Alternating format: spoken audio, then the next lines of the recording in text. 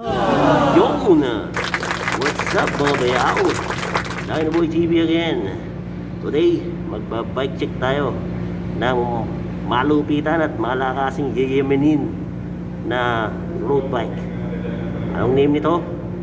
Bianchi lang naman, Neroni 7. Alright? Tara, check natin ngayon ang kanyang specs. Check natin ang kanyang dimensions. Ganon din ang kanyang mga specifications. Alright? Let's go! So, ito na nga. Makikita nyo sa harapan nyo si Bianchi Neroni 7. Makikita nyo sa harapan nyo na naka 105 na siya na STI. Actually, naka 105 na group set to na 11 speed. Alright? Sa kanyang drop bars, ang drop bars na ginamit sa kanya ay si Reporto Corsa. So, ito po ay size size 38 lang to kasi maliit to okay, size 38 lang yung kanyang width. Ganon din sa kanyang pero naka-alloy siya na drop bars. Sa kanya naman pong handle post. Ang kanyang handle post naman po, ang ginamit niya rin ay si Reparto Corsa. Nasa 70 to 80 mm ang ginamit sa kanyang length. Oversize na rin po to, 31.8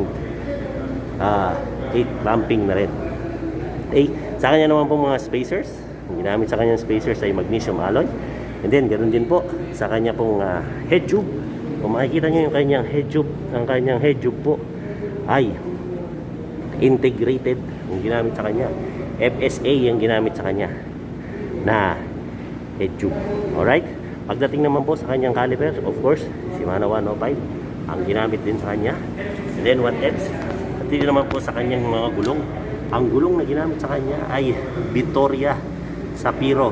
Okay? Yan ang ginamit na brand. Italiano. Tapos sa kanya naman port. Makikita nyo. Sabi. Naka-quick release na rin po ito. Okay?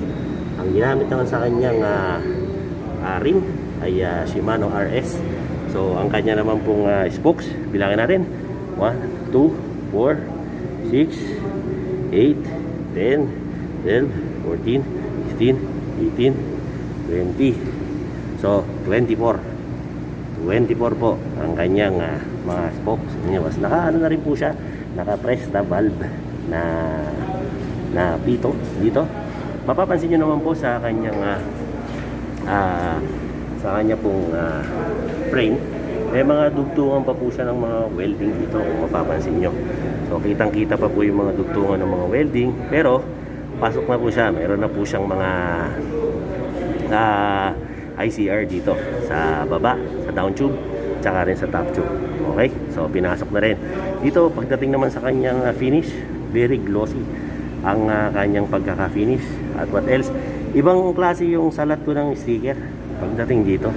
Ibang-iba, parang naka double coat muna siya ng pintura bago kin-clear coat. Saka pinrimer muna, tapos dinouble coat, nilagay yung sticker, tapos kinote ulit, tsaka nilagyan ng clear coat. Kaya baon na baon yung sticker sa kanya. Halos hindi mo mahawakan, walang bakat siya ng sticker. Ang ganda ng pagkakatirada sa kanya. Ganoon din sa kanya naman pong top tube. Ayan, makikita nyo dyan nakalagay yung Neroni 7. Ayan, sulat. Ganda yung kanyang top tube. Makikita nyo na ang size ng batalya niya ay ito po, size 44, para sa kaalaman ng lahat ng ating mga nanonood. Okay, so ito po ay extra small, kung mapapansin nyo. Right? Meron na rin siyang kasamang battle cage, at saka of course hydration bottle. Ganun din. Pagdating naman po sa kanya dito sa kanyang chainstay, ganun din. Nilagyan na lang po siya ng Yugo Bikes, freebie na po yan. So ayan po, Reporto Corsa. Ayan po ang lagay sa kanya. And then what else? Pagdating naman po dito sa kanyang crank, naka Shimano 105 po siya na 50-34. Ito rin po ang kanyang front derailleur, 105 din ang kanyang chain. Ang ginamit sa kanya na arm length ng kanyang ay 170 mm. Okay? Dito. Tingnan naman po sa kanyang RD, of course, Shimano 105 po. Yan, kitang-kita nyo naman. But else, small pulley lang. 105, 11 teeth. Pagdating naman po dito sa kanyang cogs, naka 11 speed na po to. Okay, yan, kita nyo naman po kung ilan yung T. Okay, pinakamaliit 11 T, yung pinakamalaki hindi ko mabasa. Kayo na lang bumasa dahil di ko nadala yung salamin ko. Uy, shit. Okay. Ganun din, pagdating naman dito sa likod, yung kanya naman po dito sa likod na caliper, of course 105 din dahil group set.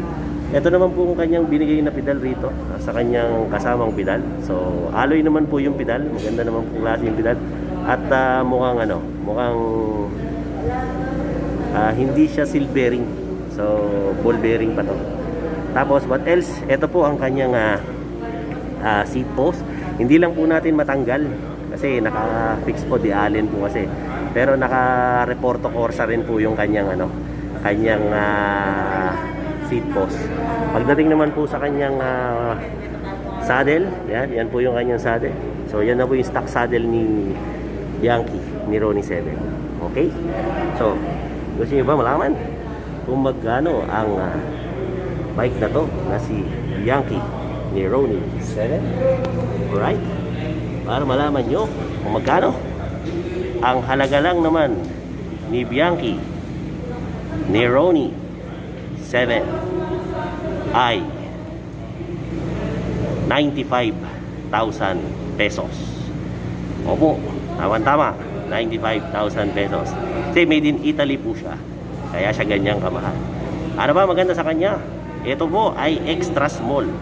So sa mga hindi biniyayaan ng height dyan, tamang-tama sa inyo, road bike na to. Ano bang ginagawa nyo? Bilhin nyo na to. Tamang-tama mga bayaw. Pag nakakita nyo tong bike na to, bilhin nyo na dito sa Yugo Bikes, Alabang West. Alright? So sa mga iba nating mga subscribers, please like, share, and subscribe. Sa mga hindi pa nagsusubscribe, please subscribe para maging updated kayo sa mga latest trends at latest bike checks at mga ibang nilalabas pang mga pyesa ngayong darating na mga araw at taon. Alright? This is Dynaboy TV saying peace out.